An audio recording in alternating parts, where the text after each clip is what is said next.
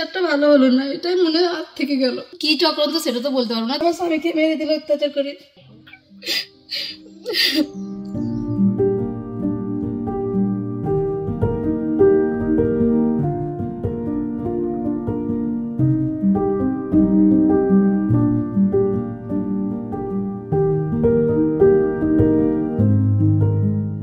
রেশমা বিবি বড় অসহায়। বগটুই গ্রামে তার মেয়েকে নিয়ে একাই আছেন। একমাত্র ছেলে, সে বাবার ব্যবসা দেখছিল, কিন্তু তাকেও সিবিআই ইচ্ছাকৃতভাবে জড়িয়ে দিয়েছে গণহত্যা মামলায়।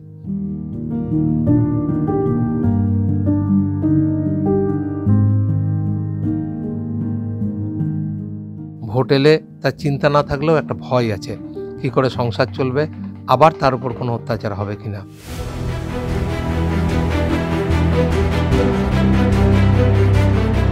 বিচার পাবেন উপরবেলায় জানছে, একমাত্র মহামান্য আদালত সেই জানছে বিচারপতি, যদি একটু ভালো বিচার করে দেয় কি আমি একটা নিরীহ মেয়ে।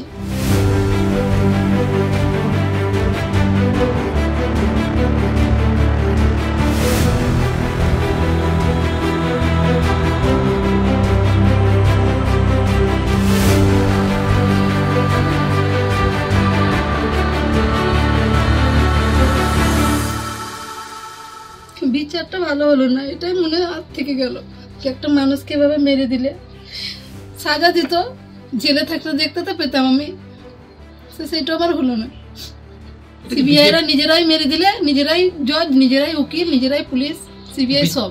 আমার সংসার তো বেকার হয়ে গেল, আমার ছেলে মেয়ে আছে, তাদের ভবিষ্যৎ যেন না নষ্ট হয়, সেটাই আমি চাইছি মামুনের আদালতের কাছে কি যেন বিচারটা ভালো পায়। এভাবে আমার স্বামীকে মেরে দিলে অত্যাচার করে, সে বিচারটা আমি চাইছি।